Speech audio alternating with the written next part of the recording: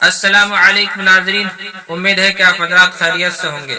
ساتھیو، آج ہم حضرت نوح علیہ السلام کا مختصر تذکرہ کرنے والے ہیں، نیز ہم بتانے والے ہیں کہ اس دنیا میں سب سے پہلے کشتی کس نے بنائی ہے۔ لہذا آپ حضرات سے گزارش ہے کہ آپ حضرات میری باتوں کو بغور عقید و درست سماعت کریں۔ تو آئیے ناظرین، ہم اپنی باتوں کو شروع کرتے ہیں۔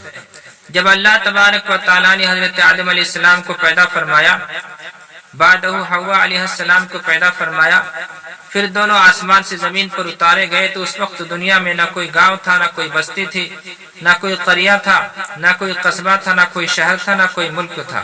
دنیا میں انسانی موجود نہیں تھا۔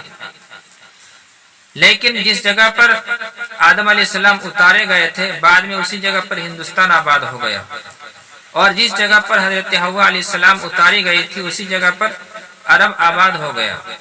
پھر آدم علیہ السلام کی اولاد ہوئی، ان کے بچے ہوئے، پھر ان کی اولاد جگہ جگہ پر دنیا میں پھیل گئی، اور گاؤں بن گیا، بستی بن گئی، شہر بن گیا، قصبہ بن گیا، ملک بن گیا۔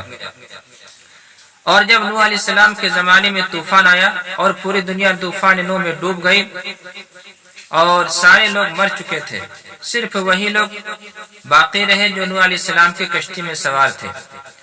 نوح علیہ السلام کی قوم بہت ضدی قوم تھی، خدا کی نافرمان قوم تھی۔ نوح علیہ السلام 950 برس تک تبلیغ کیے تھے، صبح شام رات دن تبلیغ کر رہے تھے، لیکن اس لمبے عرصے میں صرف 40 افراد ہی آپ پر ایمان لائے۔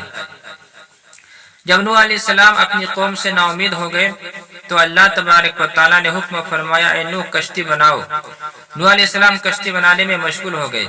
قوم مذاق اڑانے لگی کہ خشک زمین پر آپ کشتی کیسے چلائیں گے، دنیا میں نام و نشان نہیں ہے پانی کا، تو ایسی حالت میں کشتی اب کیسے چلائیں گے؟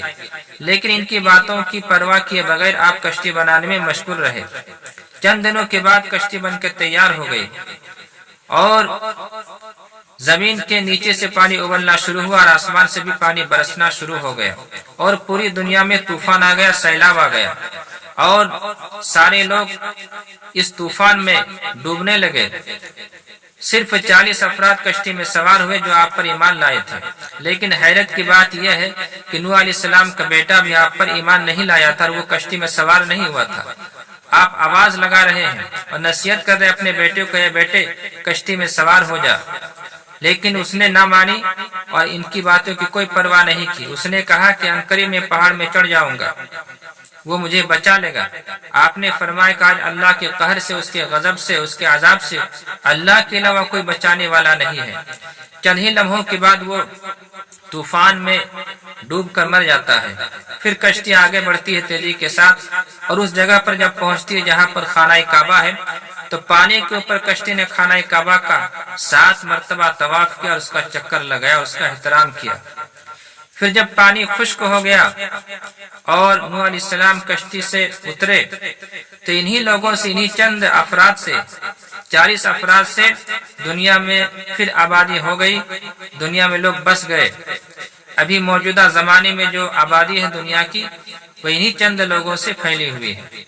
ناظرین، اگر باتیں اچھی لگی ہو تو زیادہ سے زیادہ لائک کریں اور شیئر کریں، اور کمنٹ کر کے بتائیں کہ آپ حضرات کو میری باتیں کیسی لگی۔